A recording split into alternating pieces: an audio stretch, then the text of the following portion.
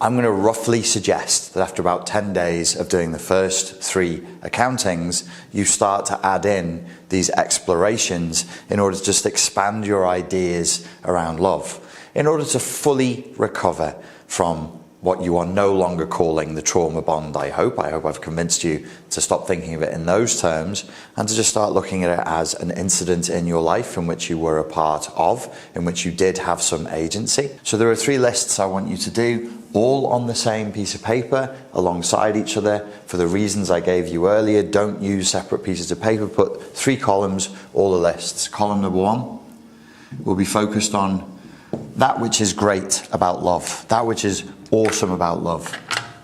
What's really, really cool about being in a loving relationship? I'll expand on that in a moment. Our current beliefs or past beliefs around love, what we have previously believed love to be all about. And then idealism. What would we ideally like love to be? You can imagine why I'm getting people who've been traumatized in the area of their lives around romance to go through a list of what's great about love, because it is possible to fall out of love of the idea of love itself, depending on how painful the experience was. So let's work a few examples of that. What is great about love? You could say that you feel just the experience of feeling loved, feeling seen, experiencing the pleasure of loving someone else, of lovingness. I mentioned companionship. It's exciting and fun. It's adventurous, or it should be in an ideal world. It could be fun and exciting.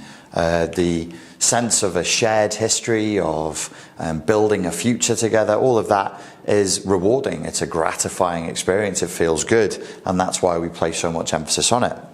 And in my notes here, I've written a little pro tip.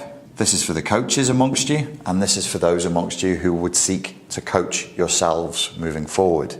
If you want to go to a place, if you want to move in a direction, if you want to move somewhere in your life towards a certain way of doing things, it could be like business, making more money, it could be health, eating better, sleeping better, it could be relationships, whatever it is. If you spend a lot of time writing lists about why that thing is awesome, your brain's going to go there naturally, because you're emotionally loading the awesomeness of that thing, which is, in this case, is love, moving forward. So all of the good stuff that could occur. So if you want to move towards something, then you stack why it's awesome. It's really just a riff on standard personal development or goal setting or life coaching, where you go, write down what it is you want to experience. Write down all the details of the multiple elements of that experience in the hopes that you'll start moving towards it. This is just another angle on it. If you just say why that experience is desirable, if you just focus on the benefits of that experience or that achievement, and you do that daily and you write lists about why it's great, automatically you'll start moving in that direction. I hope that makes sense.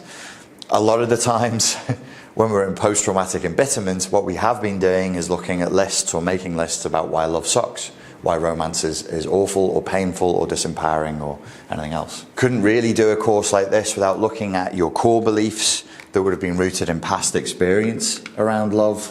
When I did this exercise, I was like, well, what is it that I think love is? What did I observe love to be when I was growing up?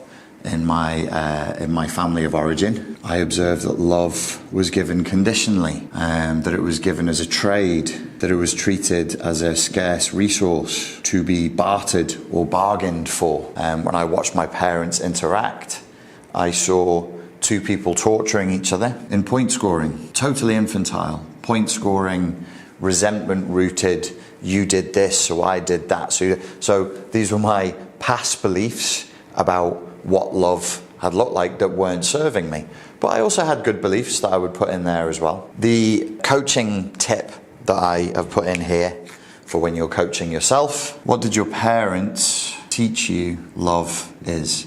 You'll have heard me say elsewhere that our model for loving ourselves was internalized through the way in which our parents loved us. So if they loved us in a conditional way, in a way that suggested that love was scarce, then our love of ourselves will be on the condition that we perform this or that or achieve this or that, and our love will be withholding and will be treated as though it's a scarce and precious resource. If you witnessed them, you're modeling them like in a battle with each other, a confrontation with each other and scoring points and being petty, then that is what you will think being in a loving relationship is, and it will be difficult, if not impossible, because these things are now drawn into the unconscious, to break out of that without looking at it directly and listing it and going, oh, that's funny. I got the impression that love was acting in this infantile, childish and bitter way. What could love be ideally? In order to move forward, it would be good for us to explore the possibilities of what love could be ideally. And this is part of your personal philosophy.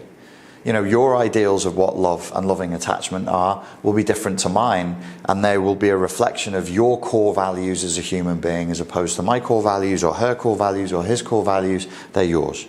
So your ideal version of what love is. So I was writing things like it's boundaried, meaning free from manipulation, free from emotional incest and smothering and that kind of thing, free from infringing on the other person's space. It's kind, it's patient, it's accepting of the other, it's not coercive and judgmental and punitive and full of talionic punishments.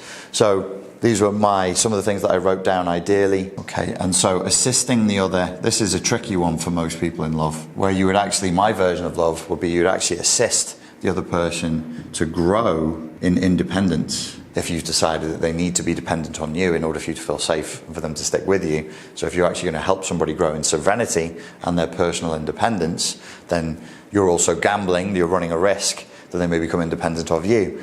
But I think without this key element, a very common fault that comes into relationships is resentment. And that's what we would be seeking to avoid here. We don't want that resentment to build up over time. So you're going to help the other to grow in independence. And the coaching pro tip that I wrote down here that is useful for everybody to know is when we set out our ideals which reflect our values, this always improves internal boundaries, whether we want it to or not.